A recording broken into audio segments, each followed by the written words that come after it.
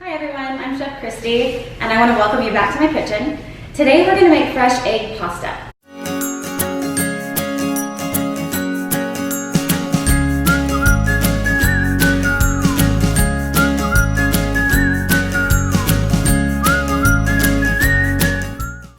For that, you are going to need 1 cup of semolina flour. And what that is, it's made from durum wheat. It's going to be heartier, higher gluten, more protein content than say your regular all-purpose flour would.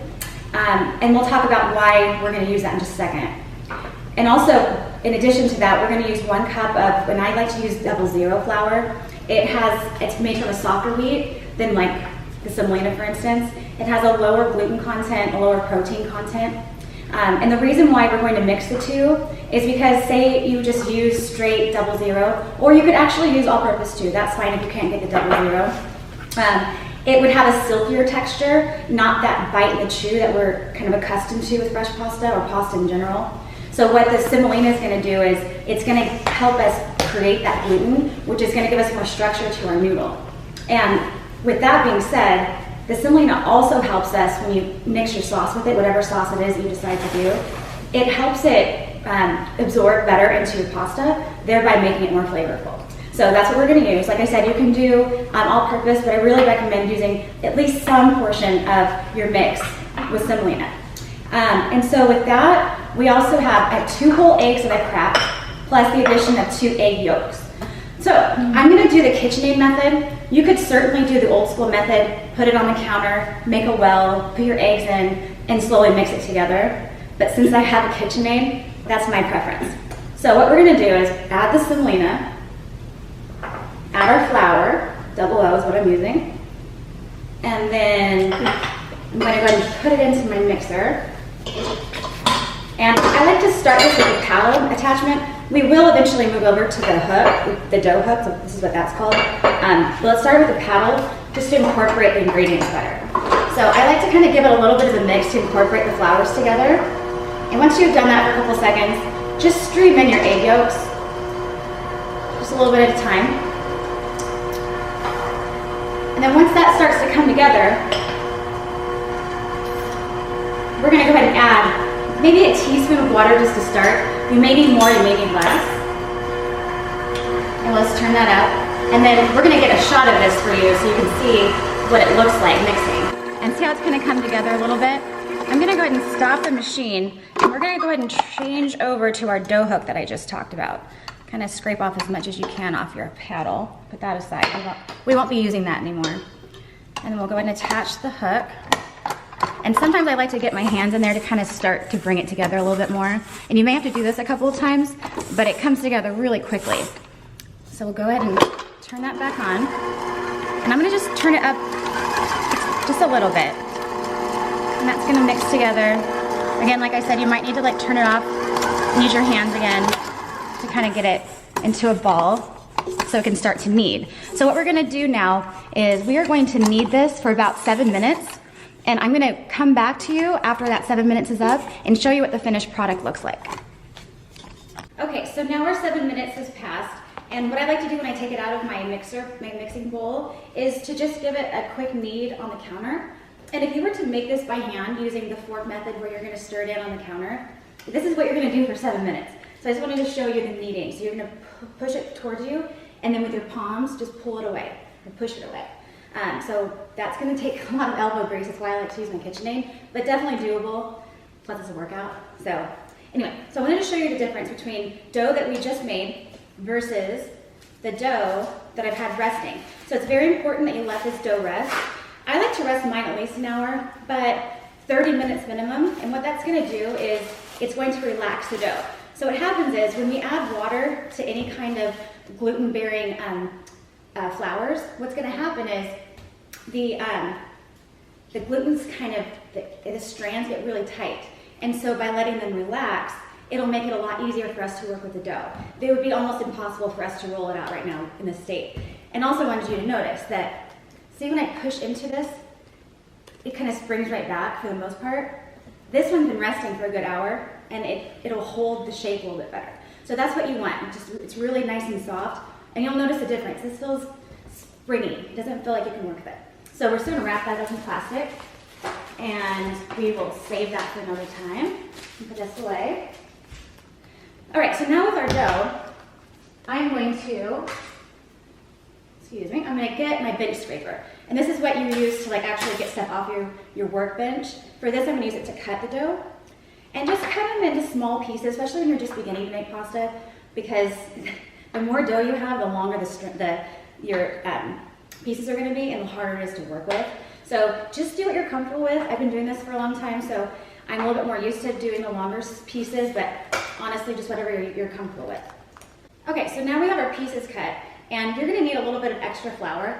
I like to put it down on my workbench, or in this case, my countertop, because you're gonna need to kind of dust it lightly with some flour.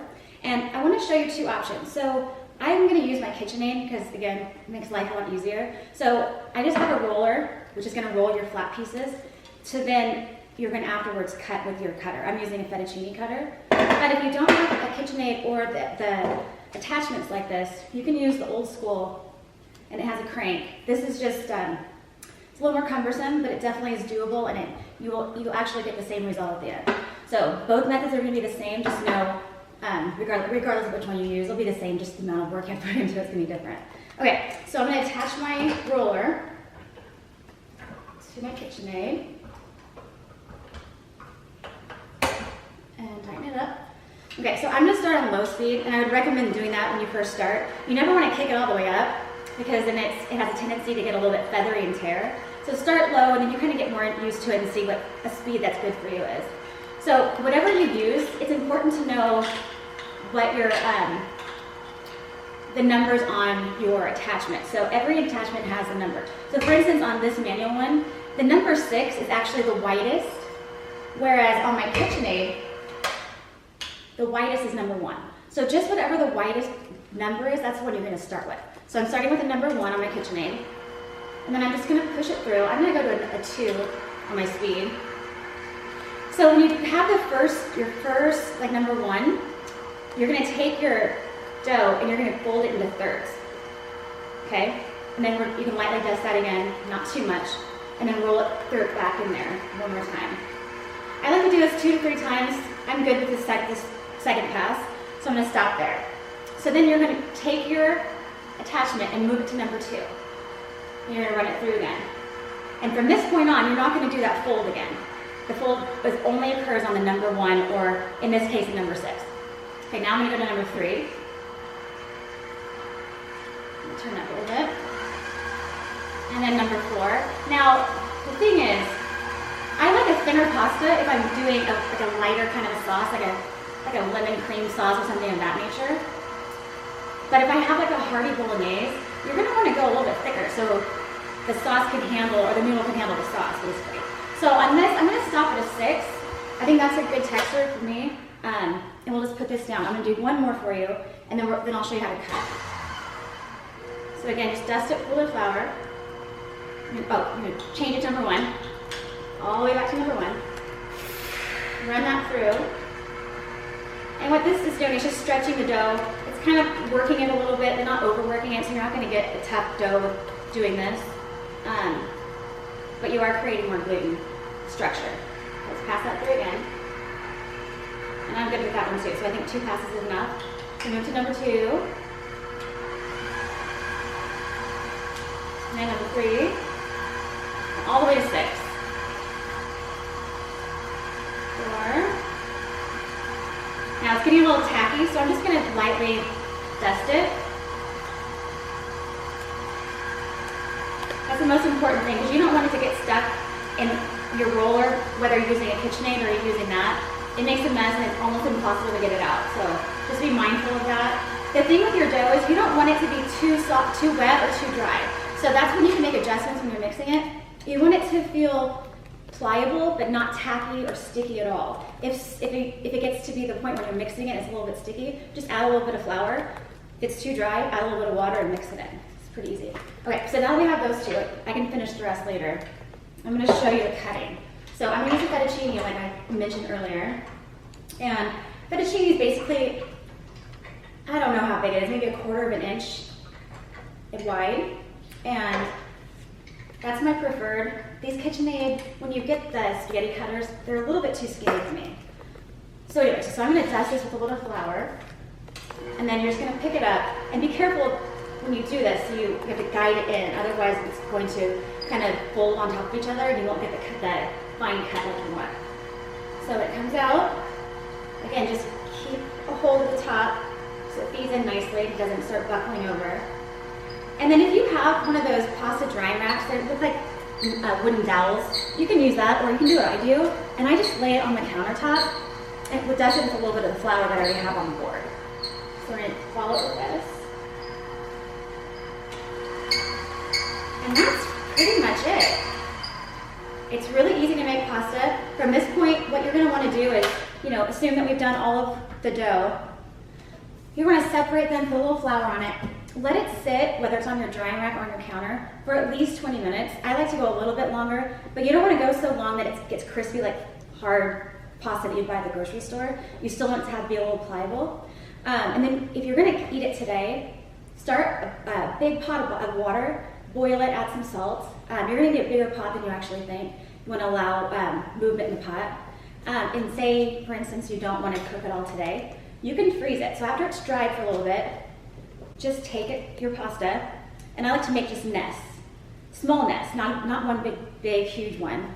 And then you can put that in like a Ziploc freezer bag and throw it in the freezer, and whenever you want pasta, it's ready to go. So if you're cooking from fresh like it is right now, I would say about 4 minutes till al dente. If you freeze it, you might need to add a minute or two. It's really based on your preference.